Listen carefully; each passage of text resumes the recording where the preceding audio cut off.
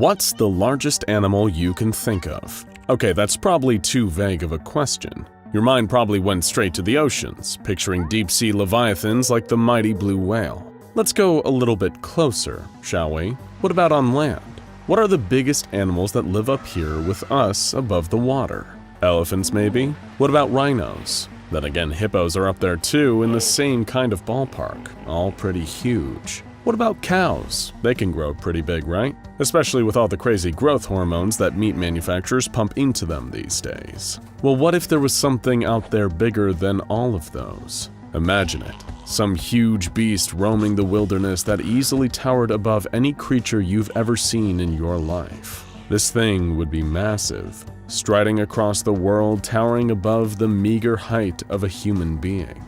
Now, imagine that this thing, whatever it was, wasn't just big, but kept getting bigger. Sure, all of this might sound like the premise for the next Godzilla or Cloverfield movie, but while Big Charlie might not be the king of the monsters, it certainly lives up to that first part of its nickname.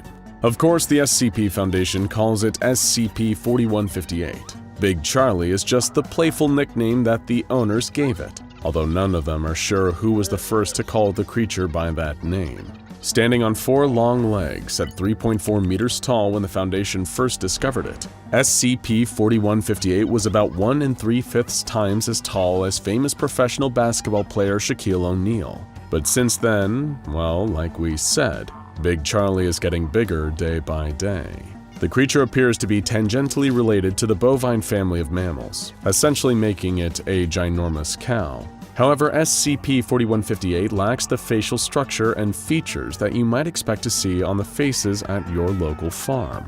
The creature has thin, translucent skin, which is so fragile that it often tears easily, and anyone observing SCP-4158 can often see the bones and internal organs within. Ugh, gross. It possesses a large bulbous head with a protrusion at the front almost like a beak. As well as that, its huge eyes are foggy, a milky white color which seems to suggest that SCP-4158 is, at least, partially blind. The large cattle-like mammal is incredibly skinny, almost to the point where its bones stick out from underneath its skin. Its legs are longer than the rest of its colossal body and seem barely able to support the animal's weight. On description alone, you can't help but feel sorry for the poor creature and its sorry state of living. Normally, Big Charlie is mostly calm and docile, barely acknowledging the Foundation personnel that come to examine it, feed it, or clean its containment cell. Held in a heavy containment zone, SCP-4158 is fed through a 5-meter trough on the far east wall of its cell, surviving on a diet of raw beef, hay, wood, and bricks. Not the typical grass-only eating habits you'd expect from normal cows. But according to the Foundation's extensive testing on the creature, its diet doesn't seem to be what is causing SCP-4158 to keep growing at the rate it has been. The mass of Big Charlie is in some sort of state of perpetual increase, meaning its size and weight are always growing. And it is because of this continuous growth that every week the Foundation is forced to shear off great swaths of excess meat from the creature, cleaving off its flesh and incinerating the mass, all while Big Charlie is still alive. Now, before you start dialing PETA's hotline, it's also worth mentioning Big Charlie can't feel pain. What's more, testing has revealed that the meat taken from SCP-4158 is USDA utility-grade beef, the kind that would normally come from older cattle. Utility-grade meat has no fat marbling, so it isn't as tender or as flavorsome as other more premium grades, but would normally be used in canned and processed food products. And despite the Foundation destroying the excess that they cut off of Big Charlie as a precaution, in theory the meat is still good to eat and possesses no anomalous properties. Then again, would you really want to eat a burger made from SCP-4158? I didn't think so. If left unchecked and allowed to grow for longer than a week, SCP-4158 will begin to form new features, limbs, organs, and sometimes even genitals will sprout from random places all over its body.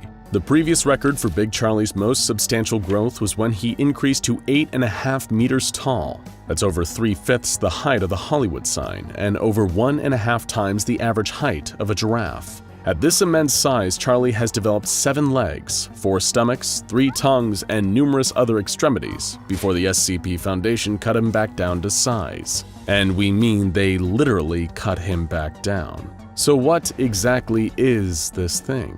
It's like a giant cow, but not actually a cow, even though its flesh is identical to beef. And it's not a destructive, rampaging monster either, showing no hostility towards humans, even when they are shearing its excessive body mass away. Could it be some kind of failed genetic experiment? An attempt to solve hunger by engineering a creature that could not only stay alive, but keep growing after having its meat cut away? If that were true, it would make SCP-4158 a literal cash cow for the meat industry. Well, we've got kind of a funny story about that, actually. Big Charlie was first encountered by the Foundation back in December 2004 in Crewdson, Indiana. A number of calls had been made to the area's local animal control services, with reports of a large cow with mange roaming the nearby Highway 17. 2 officers belonging to the Animal Control Department were sent out to investigate these reports, and what they found was SCP-4158, wandering aimlessly, but unlike any cow they had ever seen. The officers called local police, where a Foundation plant caught wind of what they had found and called in containment specialists. The case was closed after the animal control officers were given amnestics, and a cover story was put in place about a cow with mange that was put down where it had been found. In reality, the SCP Foundation rounded up old Big Charlie and transported it to safety with little resistance from the animal. They were able to trace the creature's origin back to somewhere called Butcher's Block, a nearby slaughterhouse. The manager of the establishment, one Jeff Fine, and a single employee named Barney Mossman were brought in by the Foundation for questioning.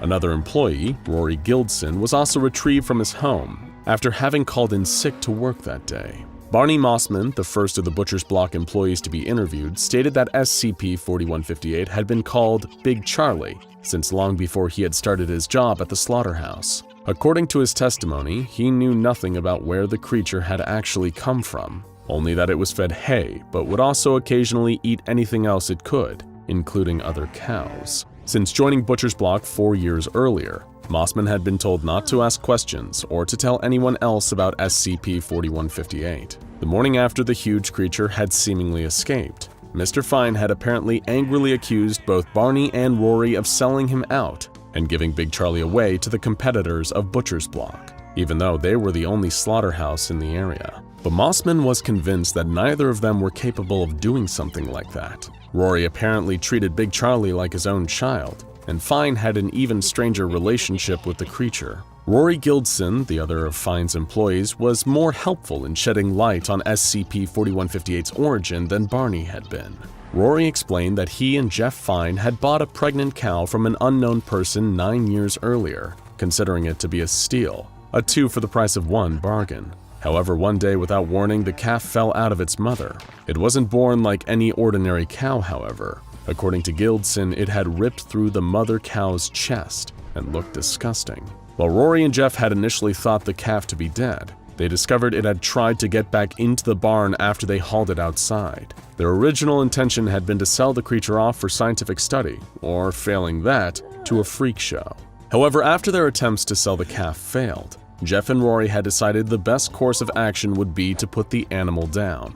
They had reasoned that releasing it into the wild could have negatively affected the ecosystem, so instead they took a bolt pistol and pushed it between the creature's eyes, then fired. But nothing happened. Rory tried again, but ended up breaking the gun instead. They slit the animal's throat, but it barely bled. Even butchering it on the spot while it was still alive did nothing. Fine and Gildson reduced the calf to little more than a skeleton, but it simply refused to die. The pair of them packaged the meat they had removed with the rest, hoping no one would notice or ask where it had come from. It was a few days later that Rory realized SCP-4158 was capable of regrowing whatever was cut off of it. He and his boss even tried some, and couldn't tell the difference. They had their hands on a cow that would eat anything put in front of it, and that could produce infinite meat. The Foundation probed Rory Gildson further for more information on the creature, learning that SCP-4158 was sterile and incapable of reproducing, the only one of its kind.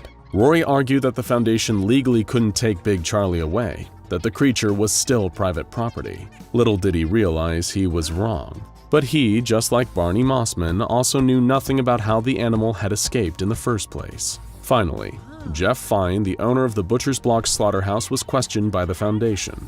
He repeated Rory's earlier story about the strange calf that had been born and how it could regenerate the flesh that was sheared off of it. Fine remarked that he considered it to be a blessing. When asked about his whereabouts on the night SCP-4158 had escaped from Butcher's Block, Jeff admitted that he had been praying, but not to God, to Big Charlie. He had apparently been doing this every night since realizing what the creature could do, viewing the animal as a provider and a savior. I just felt something when I was around him. I could tell that he wanted to make this sacrifice for us. Ever since he tried to get into the barn after we threw him out, I knew he cared for us, Fine told the Foundation. I would open his pen, take off my clothes so that I was pure before him, lay down and receive his blessings. And how would he receive those blessings? By drinking the animal's blood. Yeah, Jeff Fine was a real eccentric like that. One night, when Fine had entered the pen to perform this weird ritual, Big Charlie had escaped. But his owner was convinced that there must have been a reason for this, that the animal had some sort of goal. When the Foundation staff conducting Fine's interview dismissed this idea, the slaughterhouse owner became enraged. How dare you question Big Charlie? He knows what's best for all of us. I'm done here. I don't need to keep answering questions like this. Let me out. I need to see Big Charlie. I need to see if he's safe. The Foundation believes that Jeff Fine's practice of worshipping SCP-4158 was not due to any anomalous effect caused by the creature itself. None of the Foundation personnel tasked with feeding, studying, and shearing meat off of Big Charlie have displayed any similar behavior of performing abnormal religious rituals. He really was just a huge weirdo. As for the Butcher's Block slaughterhouse, Fine and the rest of his employees were given amnestics to forget Big Charlie had ever even existed, and the slaughterhouse was closed under the false pretense of a health code violation and its staff being arrested for malpractice. The one question that remains unanswered, however, is the identity of the individual that first sold Jeff Fine the cow that gave birth to SCP-4158. It just goes to show you, though, sometimes you don't know where your food is coming from. If you lived in Indiana in late 2004, who knows? You might have eaten some of Big Charlie and not even realized it. Now go check out SCP-261 Pan-Dimensional Vending Machine and SCP-426 I Am a Toaster for more SCPs that might whet your appetite.